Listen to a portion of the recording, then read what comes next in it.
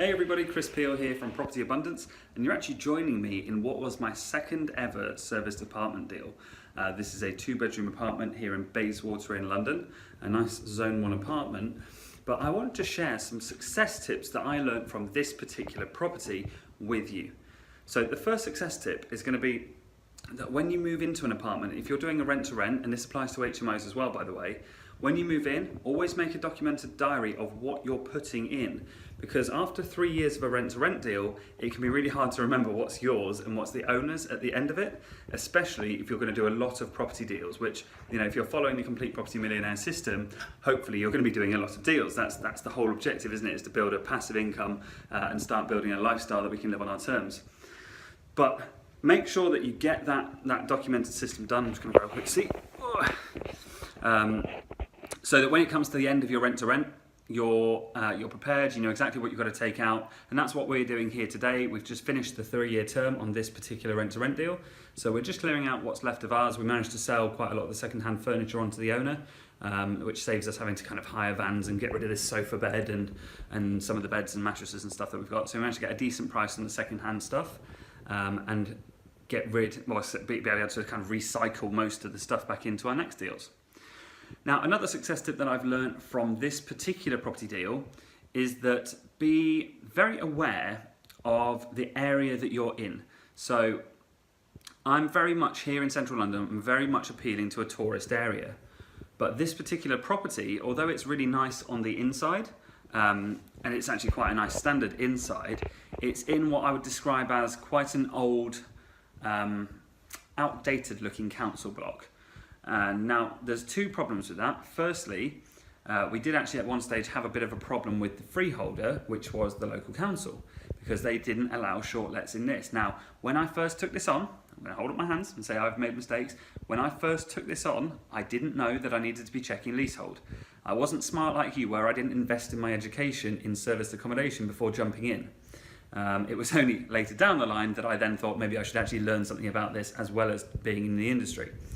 So, success tip number 2 is to check actually this was going to be success tip number 3, but we'll call it success tip number 2.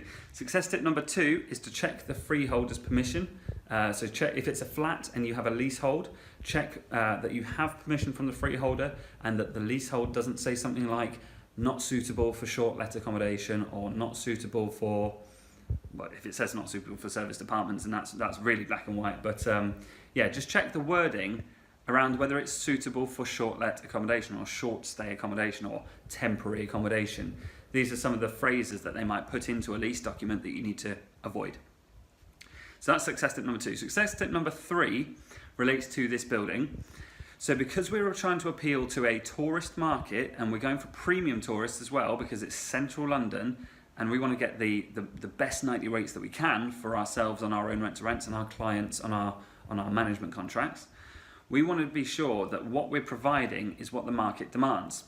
Now, we've had a couple of problems with this particular apartment over the years that we've had it, namely people paying £250 to £300 a night don't expect to be staying in a council block, for want of a better description, because you know that's what it is. It's a block built by the council. Now, that's not to say there's anything wrong with council blocks. It's just that it's not the premium level of accommodation that they were expecting from their stay. Now, I'd say probably 95% of people didn't have a problem with it, and that's cool. They just kind of came, had a great stay, left a great review. But we did have that 5% of feedback saying, not what I was expecting, a bit of a rundown area, not quite the building that I was hoping to be staying in. So make sure when you're doing your assess phase and you're assessing your serviced accommodation deals that you're checking out, is this suitable for the kind of people that I'm going to be targeting? Now, had we been going for a cheaper market, it might have been more suitable. But because we were going for the premium tourist market, we did have that complaint rate. So that's something that I want you to watch out for when you're looking for your serviced apartment deals. So those are the biggest 3 success tips that I want to give you that I learned from this particular project.